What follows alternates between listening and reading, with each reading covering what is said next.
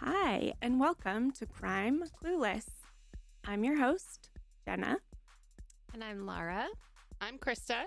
And I'm Kayla. We are recording our very first episode. Yay! Ooh, excited. Can't wait. Are you guys excited to hear all about the crazy cases that I have? Yes, we are. Yes. Awesome. I can't wait to tell you about them. All right. How did you pick this first one? Well, actually, that's a good question. So, this case is one that I heard about a really long time ago before I even knew that I was into true crime. And it's just baffling. And it's one that I put in like a Google alert for in case they ever figured it out. And they still haven't. It's been 18 years. Oh, my wow. gosh. Yep. And so when we first decided to do this podcast, I knew that we needed to do this one at the beginning. I didn't know if it was going to be our first one or not, but I think you guys will find it super interesting. So I'm really excited to tell you about it. We're excited to learn.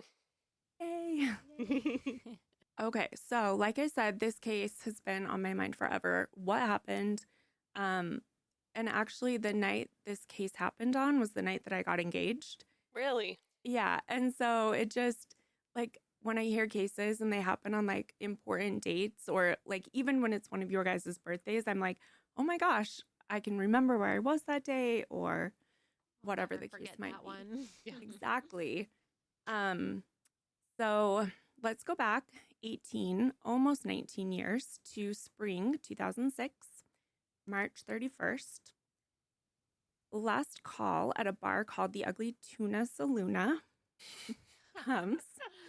Then it's closing time. All the lights come on in the bar, and two friends, Clint and Meredith, can't find their friend Brian. They all arrive together. And listen, this is a not today club rule. You always leave with who you came with, and you never leave anyone behind, right? Always share locations. Always. Yes. So these two know this rule. And of course, this is 2006. So before that rule was in effect, right? Because you couldn't quite do that. So they look everywhere for Brian, and he's kind of hard to miss. He's 6'2". He's athletic. He's handsome. Not the blend into the crowd kind of guy. Clint checks the men's restroom. They're calling his phone. These calls go straight to voicemail. Clint and Meredith go outside the bar and wait for a bit to find Brian. They try calling again. Nothing. Straight to voicemail. The two think he must have decided to go home early. Maybe he couldn't find them to tell them he was done for the night. He lives within walking distance of the Ugly Tuna, so it makes sense that he may have just gone home. They think maybe he just didn't want to interrupt their good time or make them feel like they had to leave if they weren't ready. So they head home. They try calling him the next morning, straight to voicemail. Clint and Meredith still aren't necessarily worried. Maybe he was sleeping off a hangover, but unfortunately, Brian wasn't just sleeping off a rough night. What they couldn't have known on that Saturday is that no one would ever see Brian again. And answers to what happened that night won't be easy to get. So, who was Brian? He was born February 25th, 1979, in Ohio, just outside of Columbus. He is the older of two sons, born to Randy and Renee Shaffer. Brian and his little brother Derek seemed to be pretty close. They supported each other while growing up. Brian graduated from Pickerington. That's a hard one to say. Pickerington. Yes, Pickerington. Yeah. thank you. Yeah. High school in 1997. Then he attended Ohio State University, where he earned a bachelor's degree in microbiology in 2003. In 2004, Brian decided to continue his education at Ohio State University College of Medicine. Despite his commitment to his medical career, he had a passion for music and he aspired to start a band. So he drew inspiration from artists like Jimmy Buffett, and he loved Pearl Jam. He actually had a Pearl Jam tattoo on his right bicep. And His friends say that he was attracted to like the relaxed lifestyle that Jimmy Buffett kind of inspires, right? Or some of the tropical destinations. Paradise. Yes, right? Aren't we all looking for that? I I'll just know. want a cheeseburger in paradise. Exactly. So Brian shared a close and affectionate relationship with his mother, Renee. Renee was a nurse, and she was a big influence in Brian's life. She actually is the one that inspired him to go into the medical field. Was he trying to be a doctor? Mm-hmm. Okay. Yep. Brian was especially close to his mother, describing her as the greatest and most wonderful person in the world. So in early March 2006, Renee passed away from a rare type of blood cancer. And this loss deeply affected Brian, who, despite appearing to handle it well outwardly, was really profoundly impacted by her death. Those close to him observed that he appeared to be coping well, but they kind of followed up with like as best as could be expected under those circumstances.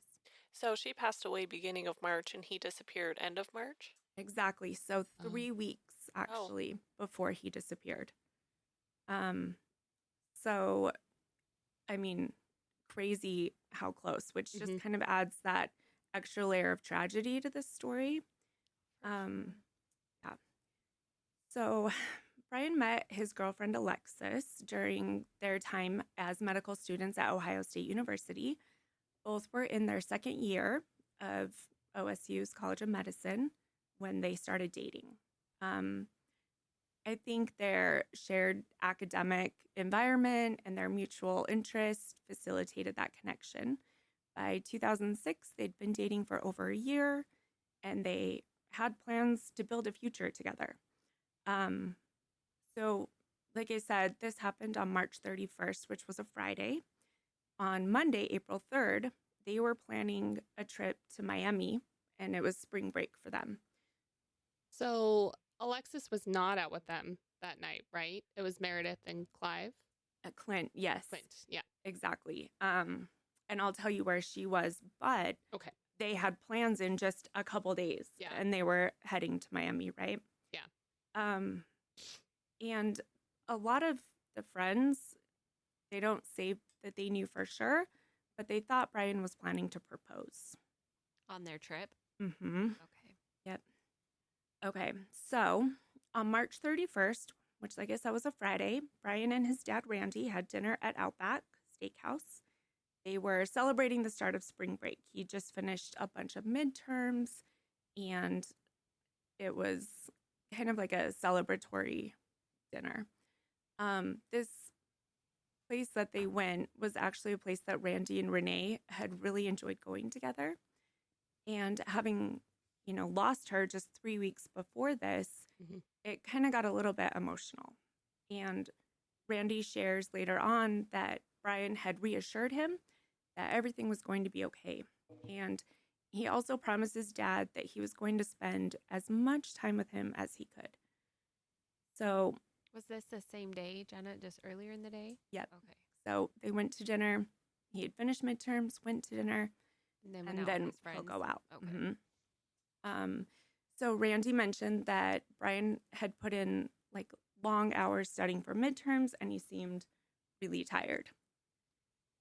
Okay, so despite being so tired, Brian did decide to go out with his friend. His name is William Clint, which he goes by Florence. And Brian invited his brother Derek and Derek's girlfriend to go out with him and Clint.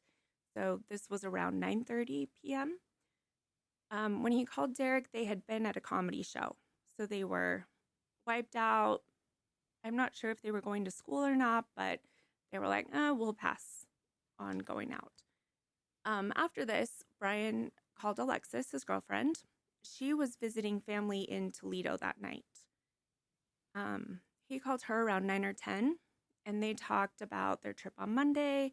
He tells Alexis how much he loves her, and she said later that it was a totally normal call and nothing seemed off.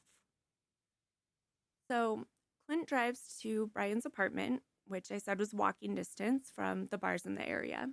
Brian and Clint begin their night at the Ugly Tuna Saloona.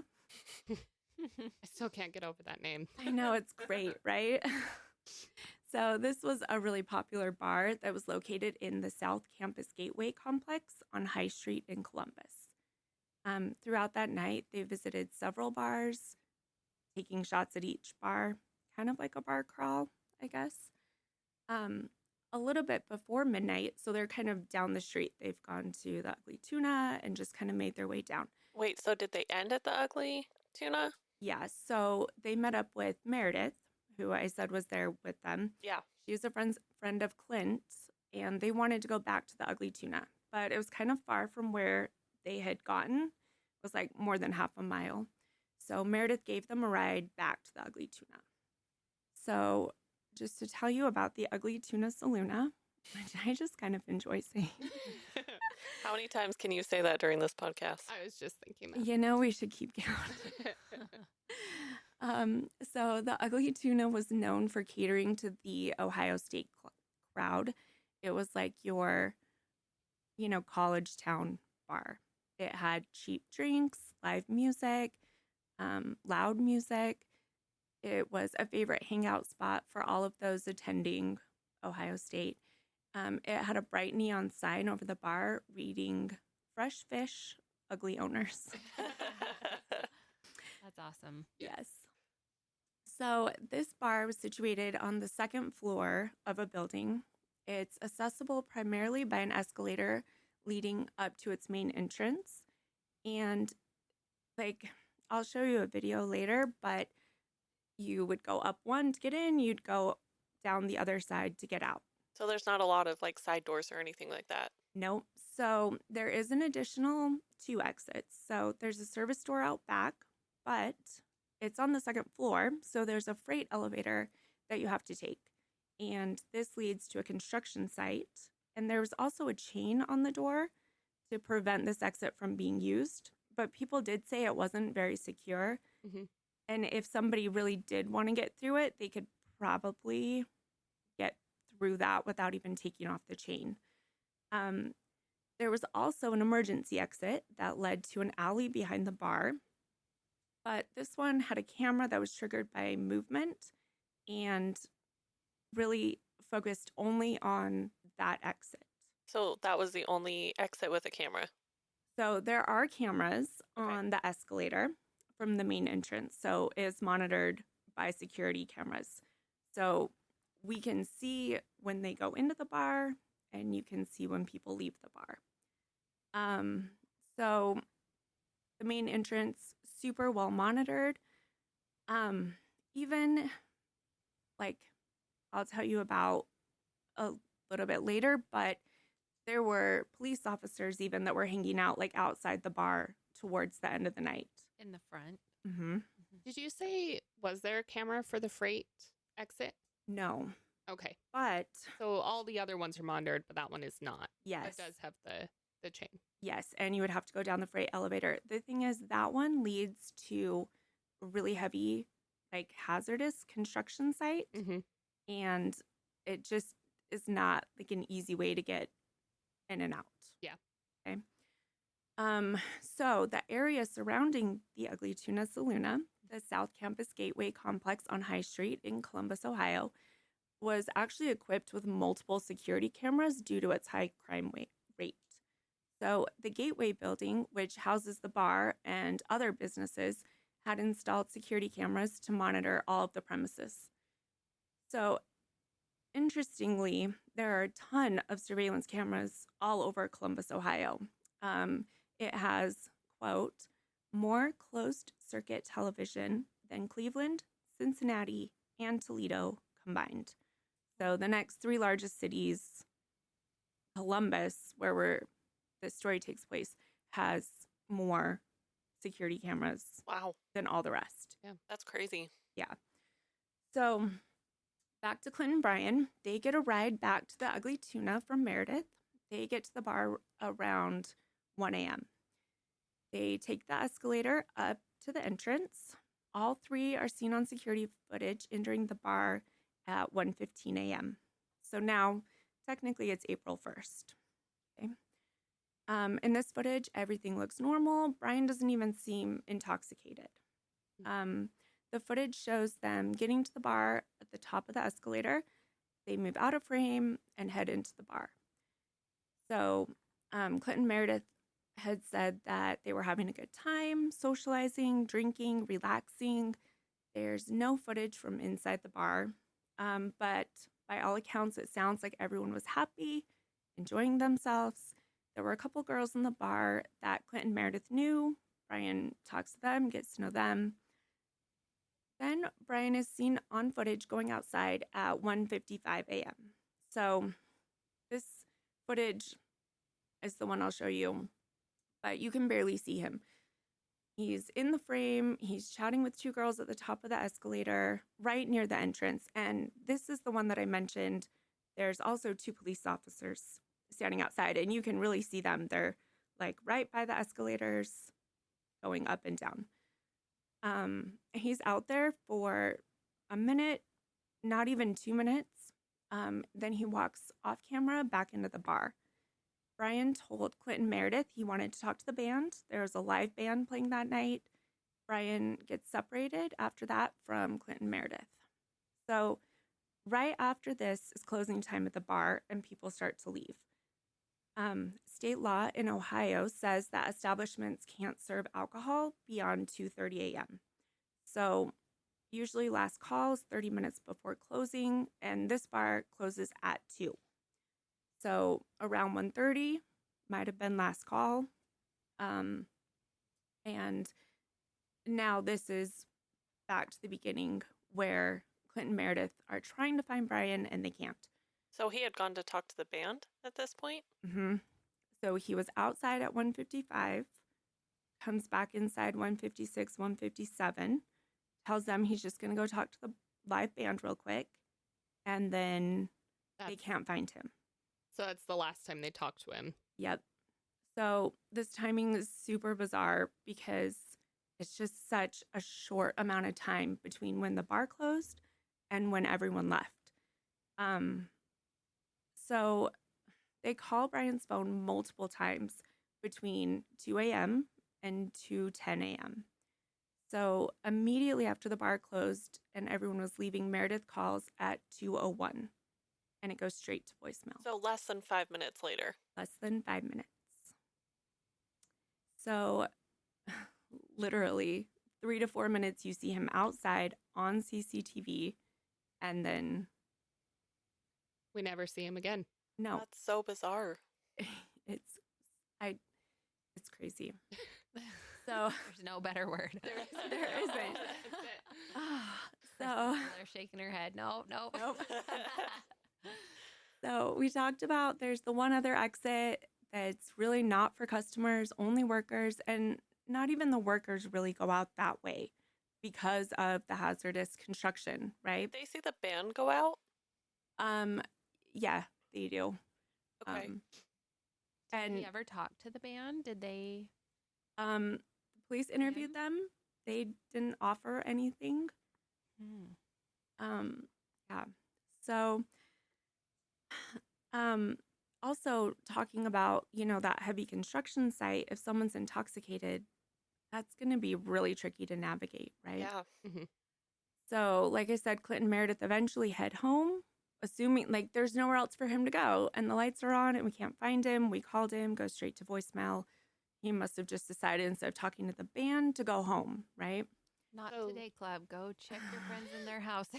Exactly. Make sure you go find them first. Yep. Check their house if that's well, and Clint's car was there, right? Yeah. Because he drove there first. Well, you said it was walking distance to his house, so right. I mean, it would make sense that his car was still there. Right. So Brian's car is still there. Clint's car's there, but he could have went to see if Brian was home. Right. Yeah. But maybe he thought he went home and passed out and wasn't answering. Yeah. So alarm bells for Brian's disappearance started ringing a little bit on Saturday. Brian is an adult. He's 27. He's in medical school. It wasn't uncommon to go a day or two without talking to his dad or to his brother. He's getting ready for the trip. He's de-stressing.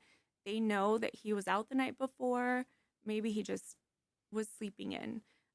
Brian was actually supposed to help his dad clean the next day, and he didn't show up.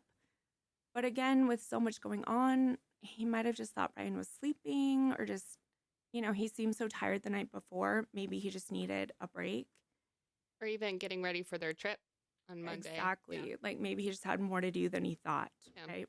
Okay. So, like I said, Alexis had been visiting family. She tried to call Brian on Saturday, but it went straight to voicemail. When she hadn't been able to reach him for a full day, she went to his apartment on Sunday, April 2nd. His apartment was clean, his bed was made, his glasses were still there, and his car was parked outside, but he didn't show because she was kind of thinking, 2006 of it all.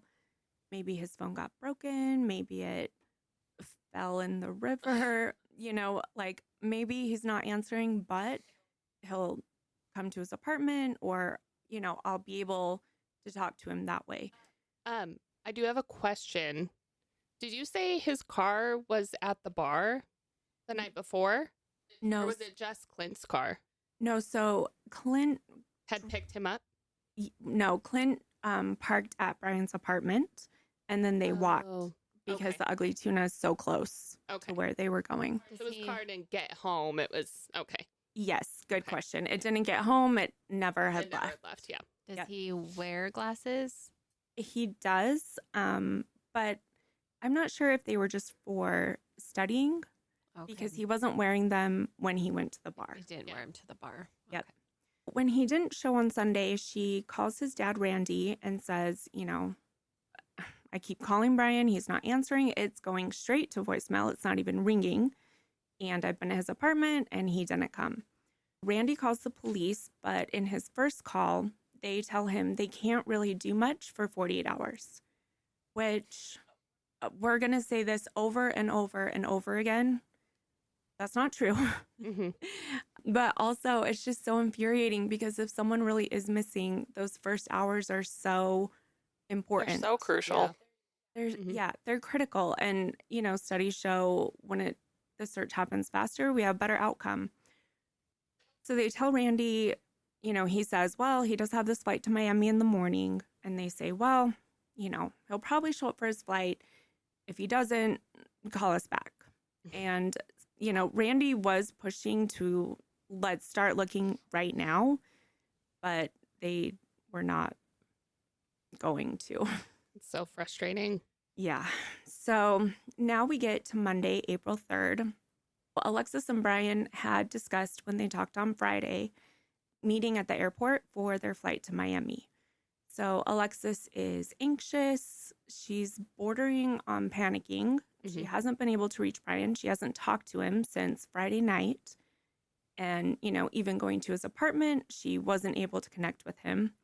She goes to the airport anyways and waits for Brian to join her. So she's hoping he'll just show up, he'll meet her there, and they'll go on their trip that they've been so excited for. It gets to be about 30 minutes before their flight would take off, and the gate agent opens it up for boarding, and he's still not there. And, there are people that get to the airport 2+ hours early. There are some that get there right when it's time to go. They don't have bags to check, whatever. So she waits that whole time, and the whole time she's like, he's going to come, but he doesn't show. She's calling his phone over and over. It's going straight to voicemail. It's not even ringing. She's just hoping that one of these times he'll answer. She knows this is not like Brian. He doesn't just drop off the map for extended periods of time.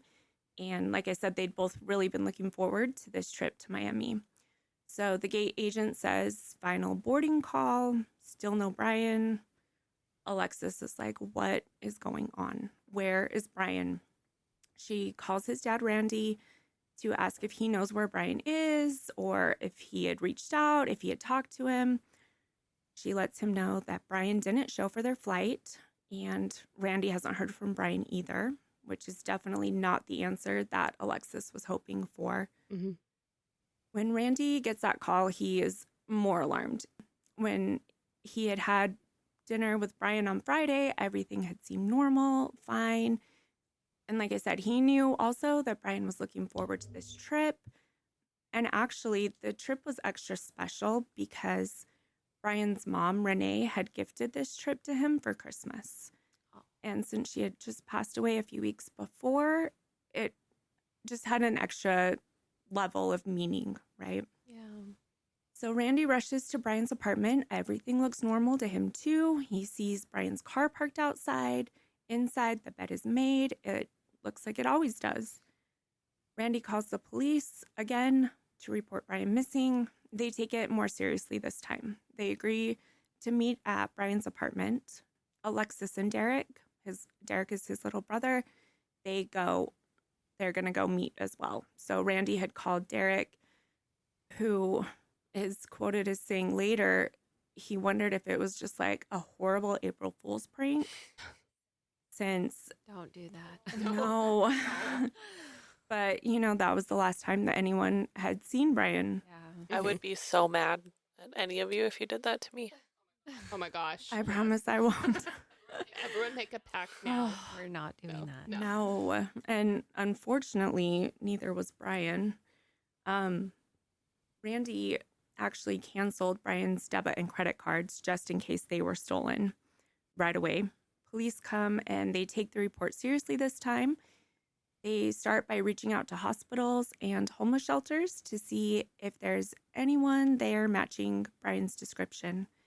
They hope maybe, he was injured or something from that night had happened. Maybe someone helped him get to the hospital. Maybe he's unconscious. I mean, so many things. So they don't get any matches. They open up a tip line. Police and volunteers spread missing person posters all over the city of Columbus. Alexis spends days on end at Brian's apartment, just hoping that, if he decided just to walk away, I mean, there was a lot going on, that he would come back home. She calls his phone over and over and over. It only goes straight to voicemail.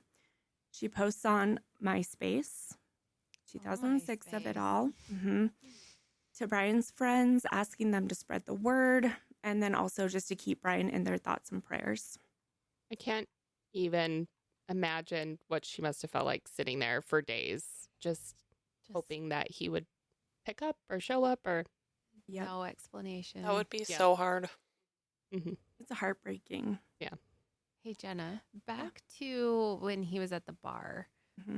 When he went back inside, it was like 1:56, you said? Yep, or 1:57. Did the girls come back in with him that he was talking to outside? That's a good question. I'm not sure. Okay. I can tell you that every single person, and I'll tell you more details in a minute, but every single person that went into the bar left the bar, except for Brian. So the bar was completely empty. And more than that, there is that security footage, right? And it shows everybody leaving. Interesting. Yeah. Actually, so police painstakingly went through and they identified every single person going in and then matched them to the people coming out. Because they wanted to know, did he have a disguise on? Like, was he trying to leave with nobody seeing? Were there other people that didn't leave that they could, connect to Brian? Yeah. Every single one. Wow. Except for Brian. Sorry, we're probably jumping ahead here. No, it's good. I think your questions are maybe what other people are wondering too, right? Police, like I said, went through all of that, which I'll tell you more about, but they also went and talked to tons of people. They talked to Clint and Meredith since they were with him that night. Neither Clint nor Meredith had any information that advanced the investigation into Brian's disappearance. Their accounts were important for reconstructing that timeline of events that we have. Meredith confirmed that she had driven Brian and Clint back to the Ugly Tuna Saloona after visiting other bars earlier that evening. She did not notice anything unusual in Brian's behavior, and she didn't recall seeing anyone suspicious. So police used her statements to verify that Brian was at the Ugly Tuna at the time shown on the CCTV footage. She had no additional details about movements after they entered the bar. She did take a polygraph test and passed. And I think passing that really helped her credibility in the investigation. Did Clint take one too? He did not. So Clint confirmed spending the night with Brian, bar hopping before returning back to the Ugly Tuna. He gave them details about their interactions during the evening, including, Brian was in good spirits. Clint said he had no apparent conflicts with anybody.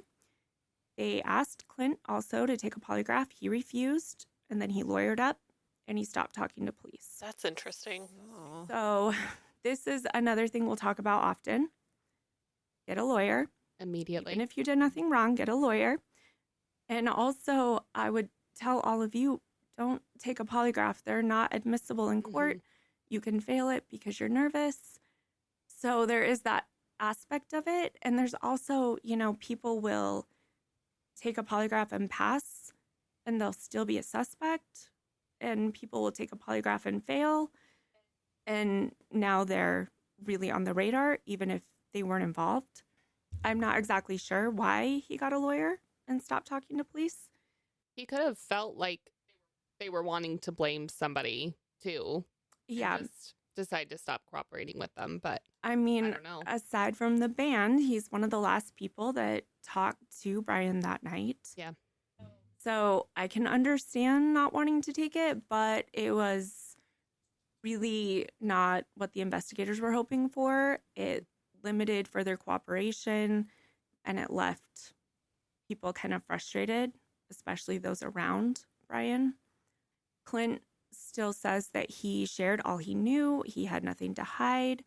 And police really found no direct evidence to implicate him to Brian's disappearance. I mean, they see him on footage leaving with Meredith when he said he did, right?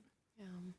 But Clint's refusal to talk to police more really upset Derek, Brian's brother. He said, quote, "I didn't know Clint very well, but I always thought something was off with him. The way he talked about my brother after he went missing, kind of in a negative way. I wouldn't expect that from someone whose friend vanished. If Clint knew something, I hope he would have shared it. I deserve to know," end quote. So there is an investigation discovery episode on this case, and the lead investigator on the case talks about Clint and Brian. He said down the line, they did find out that Clint and Brian had gotten into an argument at the Ugly Tuna, and hearing about this argument makes Derek even more suspicious of Clint and why he won't talk to police anymore. So police also identified both the women that Brian was seen talking to before he disappeared. They said they had never met Brian before that night, and they also said he didn't seem drunk. As far as I can tell, they had nothing else to offer, and they weren't considered part of Brian's disappearance. Did they mention like why he went outside with them at all? Not that I could find. There is some speculation that he gave one of them his phone number, but from everything I see about his relationship with Alexis, it could have been for anything, maybe an internship, maybe a job, maybe a band connection. Maybe they were students you know what I too, mean? or something like that.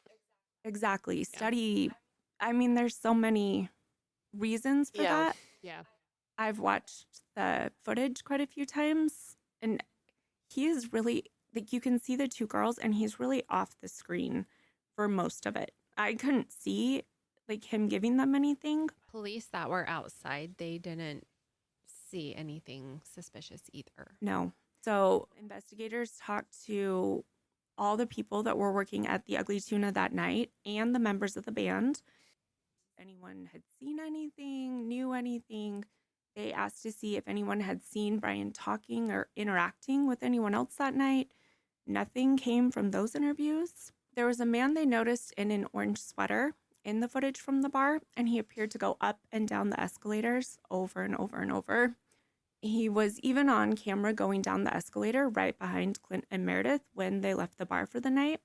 But police found out that he was a taxi driver who was just looking for riders and taking, drunk college students home. Yeah.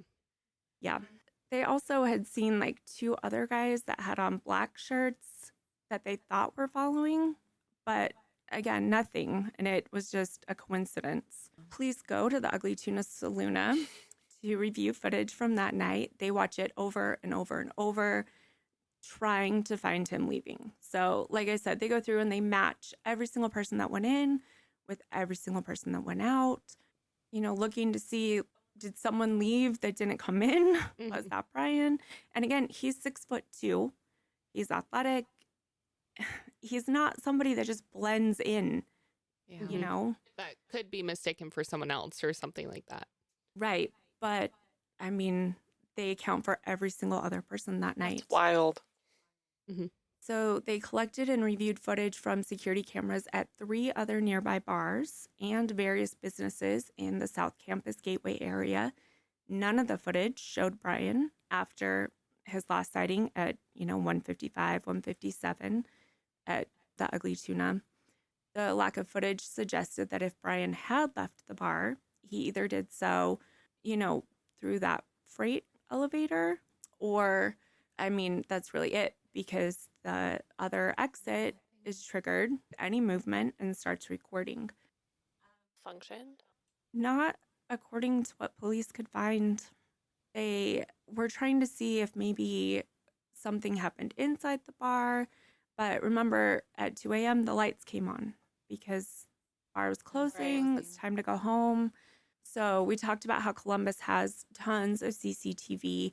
Police reviewed all the street cameras in operation. None provided any leads related to Brian.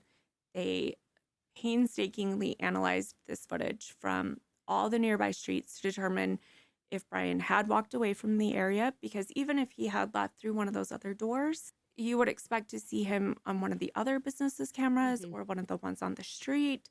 Was there any security cameras in that construction That's what I was site? just going to ask. Did they search the construction site? Yes, Okay. They did. They considered the possibility that Brian had left through that service exit. There was no evidence found in the construction area, even after intense searches. And, given the complete lack of camera footage showing Brian leaving the area, some speculated that foul play might have occurred inside the bar or maybe just outside, somehow concealing him. This is contested, though, because someone would have seen something. There's so many people. So many people around. So one detective on the case is quoted as saying, quote, "I can say with 100% certainty that Brian Shaffer did not go down that escalator," end quote. So he had to have gone out the freight, right? I don't see any other way unless he stayed inside the Ugly Tuna somehow. That it is crazy, right? Yeah. It's baffling that he's not on any of the footage. And then again, no one inside the bar saw anything happen. They're interviewing everyone that works there, the band, people that were there that night, and then there's the possibility of, did he want to leave? Was he trying, was he trying to get away? He was dealing with intense grief, which sometimes people that are dealing with that can seem fine on the outside, and it's just, they're not okay, right? Some people are really good at hiding their grief and not letting others know, right? Especially if they're used to being a solid person in other people's lives, to feel that need to continue to be that, even if you're not. Yep. I feel like can put a lot on you, right? Yeah, absolutely. I was thinking if he also had planned to leave. He called everybody he knew to see who could go out with him that night and have almost like a last drink. It kind of sounds like. That's true. But also, if you're planning to leave, you could have left the next day. Not. Yeah. But there were other ways to do that. He didn't have anything on him. And I have some other things we'll talk about for why it's just interesting theory that he wanted to leave, but he lives alone. He knew his girlfriend was out of town. He could have gone home with them and then just left the next day. That would have been a lot. It would have been easier. To just disappear that way. Right. If that's what he wanted. So those closest to him really throughout the whole time and even still today remain convinced that Brian wouldn't just up and leave. Like he wouldn't run away from his life. There was no note, there was no message, there was no anything to indicate that he was trying to leave. People say he was looking forward to finishing medical school. They say he was really excited about his future. Yeah, that's a big indicator is if someone is making plans, like actively making plans for the future, then that's generally a sign that they're not planning on, potentially doing something. I mean, especially if he was planning on proposing to his girlfriend the next week, like that makes it, in my mind, unlikely that he was planning on leaving. Yes. And, that relationship also that he had with his mom, he really wanted to make her proud. I mean, that sounds like why he went to medical school in the first place. And, he had said that to many people that that was his plan. And then also just like you said, if he was planning on proposing, it doesn't make sense. Yeah, that doesn't add up to me. Was the ugly tuna, did you say it was a 2-level? Mm-hmm. Well, just that the bar was on the second level of the building.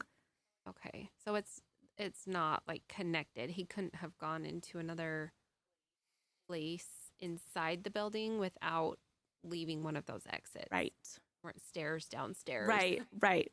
That's a great point. And no, there wasn't. It was like a standalone, There's nothing upstairs. No. Nope. And, he only had his keys, phone, and wallet. And had his phone been working earlier in the night? Like, had they called him after they went to the bars? I'm not sure. I'll have to look that one. Well, he had talked on the phone earlier at some point, but they said that they tried calling him right as they left, and it was already going straight to voicemail. Yeah. So that's a really good point. I wonder if it had died somewhere in the night. Yeah, well, they were going to the different bars. Or he lost it. Right. But his phone, keys, and wallet were never found either. So, I mean, he could have lost it, but if it died and then went with him, that makes a little bit more sense for why, at 2:01, it was going straight to voicemail. Yeah. Mm-hmm. My phone doesn't make it till 2 a.m.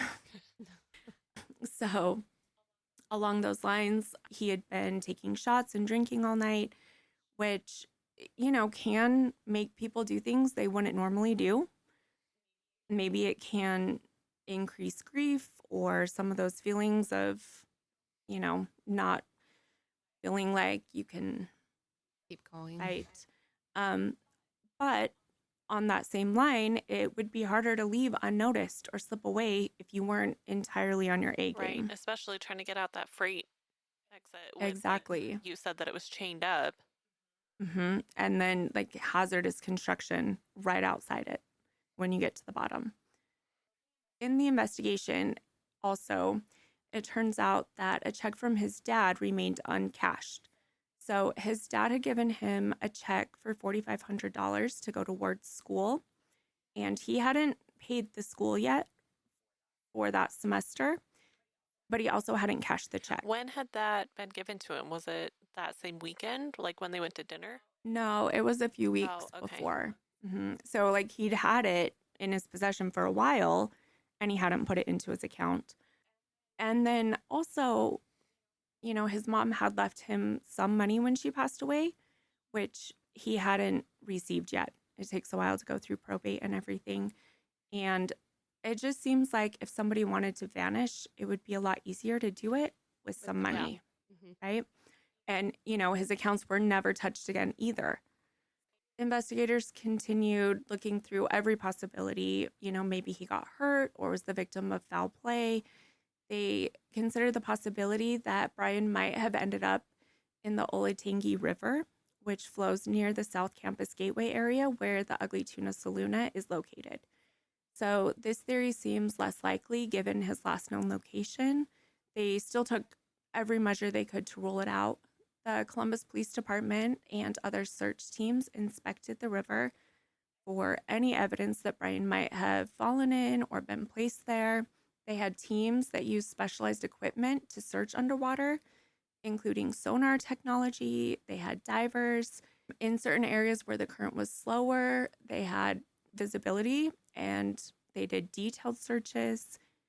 Investigators and search volunteers walked along the riverbanks looking for any sign of disturbance, any clothing, shoe, wallet, keys, phone, anything that would suggest that he ended up, right there. They didn't find anything. They did analyze the proximity of the ugly tuna to the river, and they were trying to figure out if it was plausible for Brian to reach it going through that construction site. They found that there were no clear paths directly connecting the bar to the river without being seen on surveillance footage, because it's not just the surveillance, on the two entrance and exits to the ugly saloona. It's all along the streets and it's all the other businesses that are in the area. So police worked with experts that were familiar with recovery operations in rivers to assess whether the strong currents or any seasonal factors at the time could have moved a body downstream. All of these things, there was no evidence that connected Brian to the river. And again, no physical evidence, no witnesses, no footage, nothing. So to them, this seemed like an unlikely theory. Continuing, authorities also used cadaver dogs to search for any signs of his presence. In the construction site? Yep. So they deployed the dogs all around the river, and they, were looking to see if he had fallen in, because a lot of times they might not be able to get the scent in the water, but they could have got it anywhere along the banks where he would have gone in.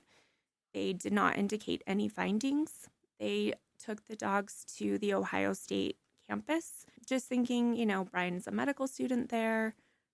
Maybe somebody victim of foul play, or he went home with a different friend, or still not even sure how he got out of the bar, but they still took the cadaver dogs there. They didn't find any evidence of his presence on campus. And they also conducted a thorough search using the cadaver dogs of the Ugly Tuna Saloona. I've heard some more wilder theories that something happened to him in the bar. There's no evidence of this, but buried in the floorboards, or, just anything trying to find, like, if he didn't leave, then he's still there. Right. When did the band leave? They left later. I want to say closer to 2:30. So you would think also they would have seen something. Yeah. And it's not like they're connected to anybody at the bar. If, they wanted, if you're going to say that there's this big conspiracy or something, right? They're not probably going to vouch for people they don't know. Leave in one of their guitar cases. Right. It's like, did they check all their equipment boxes and stuff? Because there's usually a lot that you have to pack up and leave if it's a full band. I mean, it depends on the type of band, but yeah. That's true. Yeah. That's true. But it did seem like it was, a full band. Yeah. I mean, that still would have left a trace of him. Yeah. And the cadaver dogs didn't indicate on any presence of human remains. So I guess if he was alive, that, the cadaver dogs wouldn't indicate on that. But so remember how Brian had a Pearl Jam tattoo on his right bicep? Mm-hmm. On June 24th, 2006, Pearl Jam was doing a concert in Cincinnati. Their lead singer, Eddie Vedder, paused between songs to tell the audience about Brian's case. Wow. He shared details of Brian's disappearance, urged anyone with information to come forward. Despite this public appeal, there were no additional leads. So while police were doing everything that we just talked about, trying to find Brian, his dad was dealing with immense grief. He lost his wife and now his son within 3 weeks. That's so hard. So he contacted several psychics to see if they could give him any insights. One told him that Brian's body was, quote, submerged in water, held down by the whirlpools that form at the base of a concrete bridge post, end quote. Even though the police and investigators had taken all of those steps to search the river, Randy and Derek couldn't just do nothing. I can't even imagine what they were going through. Mm-hmm. So they decided to look in the river, and they wanted to focus specifically on what that psychic had told them. They spent time going and buying waders and then just wading through the river. They were looking for any whirlpools. They were looking for anything that related to what that psychic had told them. And in one of the articles I read on this case, they talked about searching the river for Brian. And one day, Randy tripped. He got caught in the water and almost drowned. Oh, scary. So scary.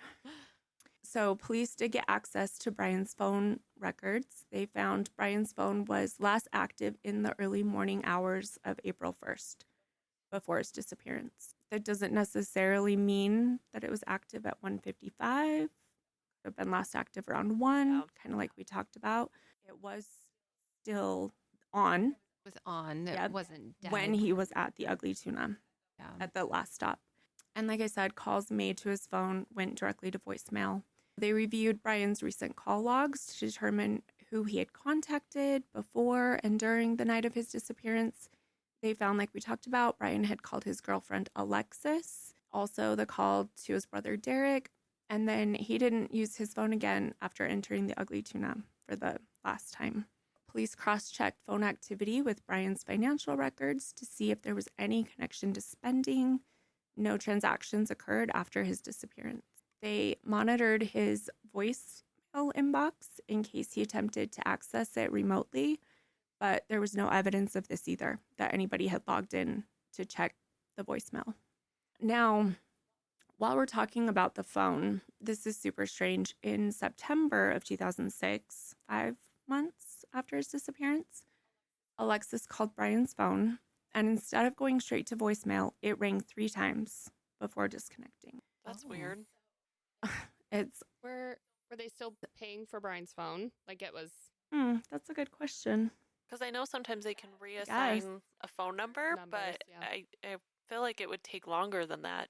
Yeah, while it voicemail though, it had been up until then. Yeah. Okay. So while it, sparked hope that there's something new, they said that it was just a technical glitch or a network issue, but it did ping off of a tower in Hilliard, Ohio.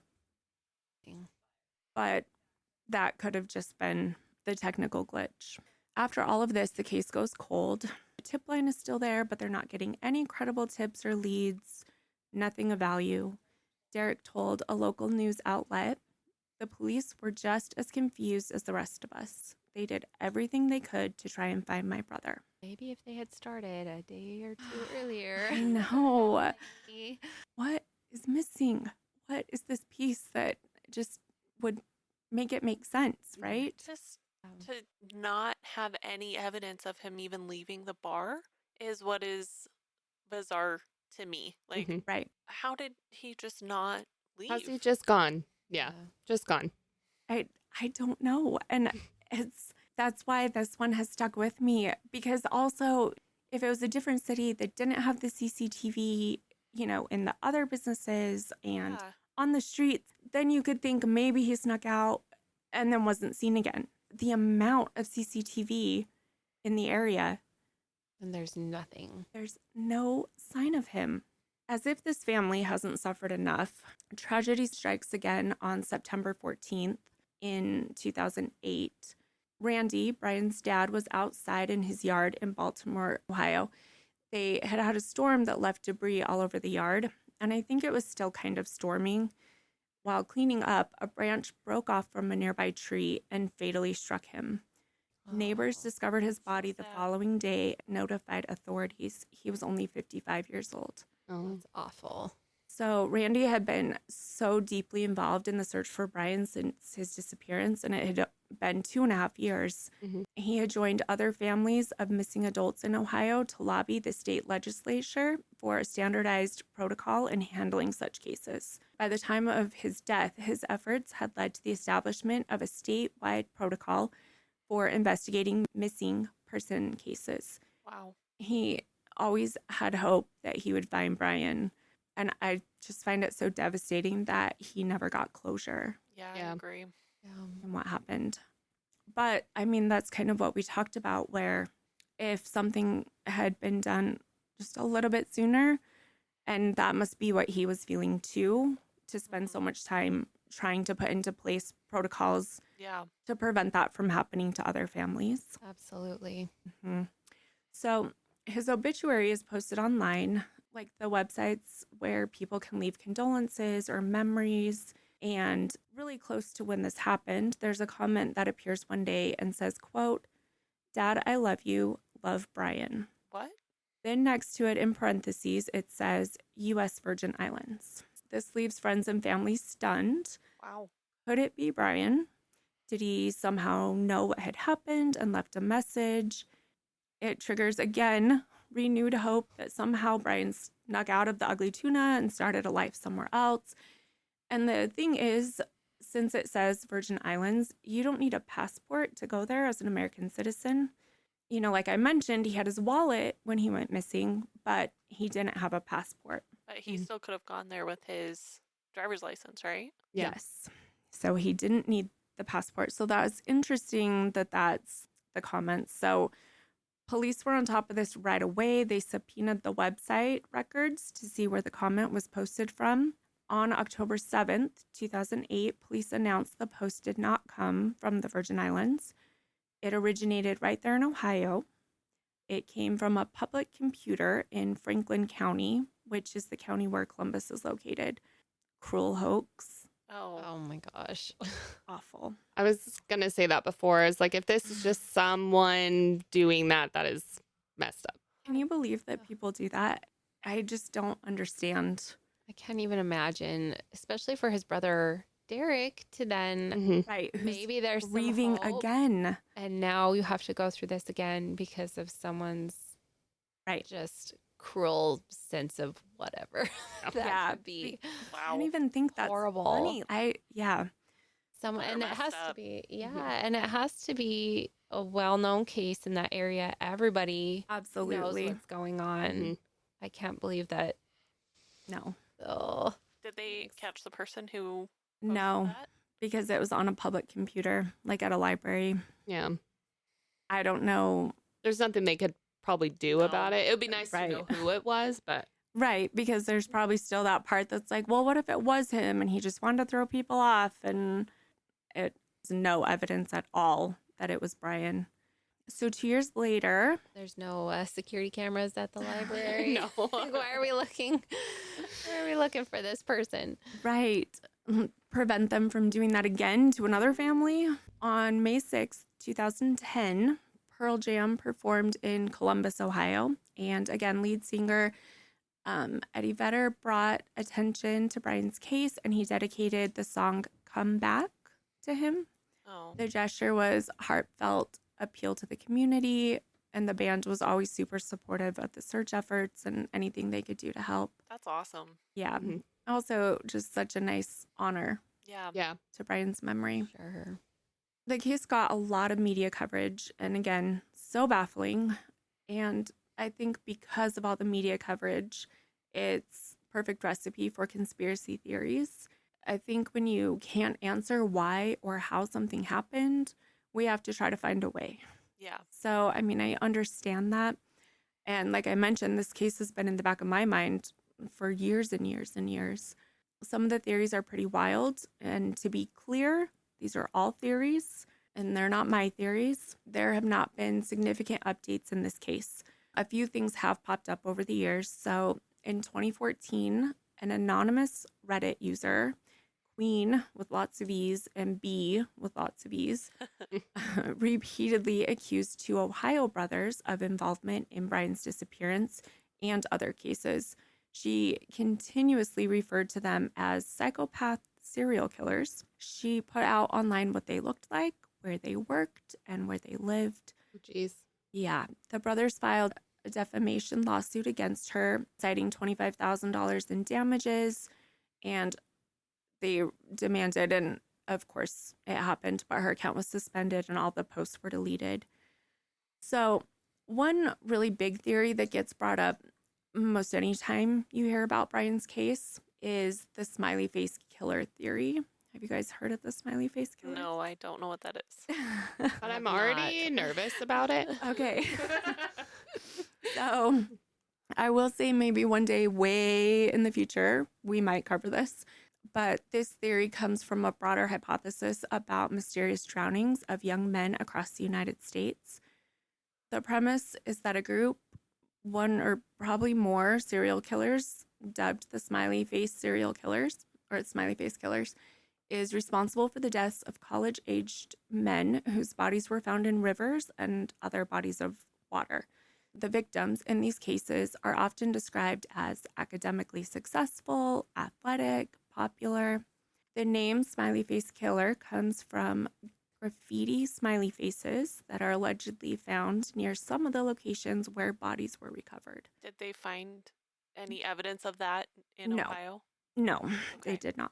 I mean, they speculate, I think, because the river's so close and Brian fits the description. He's young, attractive, successful, popular, outgoing, all of the things that these other ones are. The theory was first proposed by retired New York City detectives, Mr. Gannon and Mr. Duarte, in the late 2000s. Like I said, the Ugly Tuna is near that river, which I think is why it comes up. Unlike the other victims, Brian's body's never been recovered, despite extensive searches in the river and the nearby areas. This seems a little bit like cyclical to me, because how do we know that every victim has been found? Does the river lead to any bigger bodies of water that couldn't have been swept out somewhere? Right. Not like if you were, on the East Coast or Florida or something. Yeah. And then, there's no evidence of a struggle or foul play, nothing. And then also no face graffiti or other symbols. And also a lot of, the FBI has publicly stated that there's no evidence linking the deaths that have been attributed to smiley face killer to smiley face killers, if that makes sense. So the FBI has said that's not a thing. Other detectives in other areas feel like it is. The reason that this comes back to Brian is in March 2016, Joseph LeBoot Jr., a 26-year-old resident of Columbus, Ohio, went missing under circumstances that are very similar to Brian's, which was basically exactly a decade earlier. Brian was 27, he is 26. They were both out with friends, having a good time at the bars in the High Street area. They went missing about a mile apart from each other. And both had friends that, at the end of the evening, their friend was right there and then he's gone and they can't contact him. And they were both last seen on security footage at the bars they were at. So you can kind of see how this leads to new discussions about the smiley face killer theory. On March 4th, Joey was last seen at Union Cafe, which is a popular bar in the same area, same district. He was out with friends. They got separated. Witnesses reported seeing him around 12:30 a.m., but then he never returned home. Family couldn't contact him.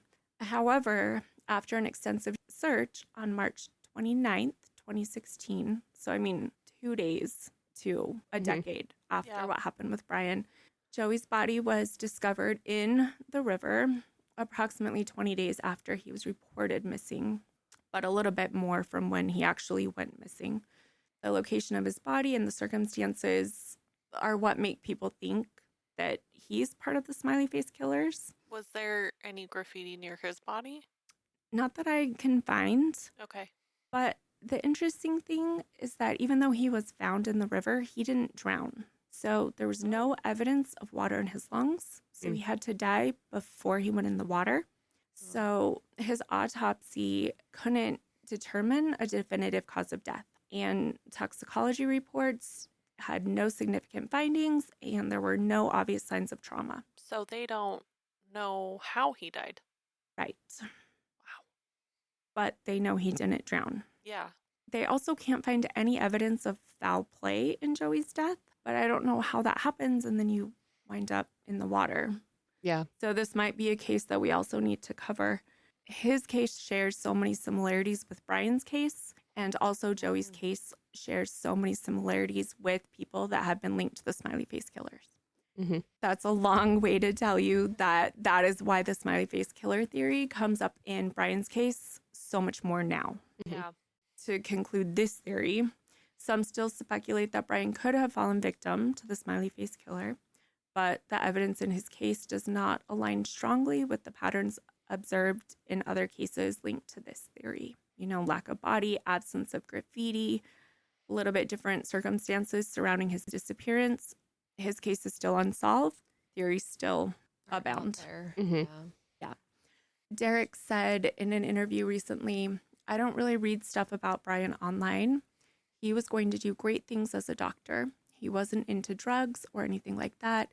I don't think he would just take off and never contact us again. No, he wouldn't have done that to us. I'm afraid that something bad did happen and we may never find out, end quote. So hard. Yeah, especially after 10 years, just, I don't know, just Almost never. 20 years. Yeah, almost 20 years now. 20 years now, yeah. Yes. So things pop up, like I said, periodically. In 2019, there was a photograph that surfaced online depicting a homeless man in Tijuana, Mexico, who had a really strong resemblance to Brian. This sparked hope that maybe he was in Mexico, but detectives and also the FBI conducted extensive facial recognition analysis to determine if the man in the photo was Brian. After about 4 weeks, the FBI concluded that this was not Brian. In 2020, Columbus police say they continue to receive and investigate tips regarding Brian's case. It's periodically reviewed, fresh set of eyes. Still nothing. Nope. So today, Brian's case remains a topic of public interest, with media outlets revisiting the mystery. And even despite ongoing attention, no new substantial information has come out. One of the lead investigators, Sergeant Hurst, is quoted as saying, quote, the investigation can be described best as looking for a deceased person and for someone who is still amongst the living at the same time, end quote. To wrap up with some of the other people we talked about, Derek married the woman that he was out with the night Brian was last seen. He has unfortunately lived with some haunting what ifs. What if he had gone out with Brian that night? Mm-hmm. Would it have ended differently? That's so hard to think about. Right, because you can't. There's No. and you don't know. You don't know what happened. You don't know if you could have done anything. Yeah. What wouldn't- ifs are the worst. They Yeah, really you wouldn't be are. able to not think about it. You would have. Yeah. I would think Right. about it all the time. Absolutely. Alexis finished medical school and she's an OBGYN. She's married with 2 small children. She told investigators that it was really hard to move on. There were a lot of tears. And then she said at some point she had to find a way to move on. Mhm. Well, it's hard to never get that closure, Yeah. Mhm. you know? Like, I think that would make it a lot harder to move on. Missing person cases are just so awful. You'd just hope. You'd want to hope that you would see them again someday. Right. Especially when there's no sign of anything, no phone, no wallet, no keys. I mean, Yeah. nothing. The Ugly Tuna Saloona closed in 2018. After 14 years of operation, the owner said that they weren't able to reach a lease agreement, but they did open in a new location in 2019. So, despite all these ongoing efforts, his whereabouts remain unknown and the case continues to be an open investigation. So, if you have any information regarding the disappearance of Brian Shaffer, you can submit a tip online at stopcrime.org, or you can call Central Ohio Crime Stoppers at 614-461-8477. And if you want to read more about this case, check out crimeclueless.com for all the sources that we used. And follow us on Facebook, Instagram, TikTok, and YouTube at Crime Clueless. So, what do you guys think about your first case?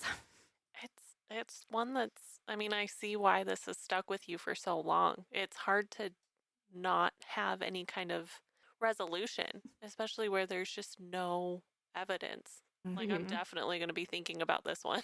You're going to add it to your Google alerts just like I did, right? Yeah, absolutely. And just, the same thing, those what ifs that we Mhm. think about, like, what if they had done that? What if it was the band? What if it Mhm. was this? And Yeah, definitely an interesting case and one to definitely think about. you guys had some interesting insights that I now need to go research, by the way.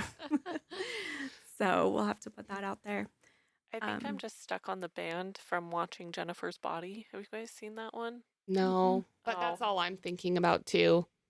Like they're the last place he went. You know, I've seen some of the boxes they use for equipment. Maybe I don't know. And just like, yeah, Crazy, but like, what would be the motive there? Yeah. Well, in Jennifer's Body, they they're part of like a cult, or Yeah. they're trying. Oh, She was a human sacrifice. rituals. Yeah, oh. Something. Yeah. Wait, is this in the 90s? No, this No. was Megan Fox, Amanda Seyfried. But it didn't take place in the 90s? I don't think so. Oh, Satanic Panic. We'll talk about that too. Now I have to watch that movie and I have to go research a little bit more and we can post updates. yes. And, you know, maybe one day we can share an update about this case. Yeah. All right. Well, remember, refuse to be clueless, careless, or caught off guard. Yep. Not today, murderers. Thanks, guys. Thanks, Jenna. Thank you. Thank you.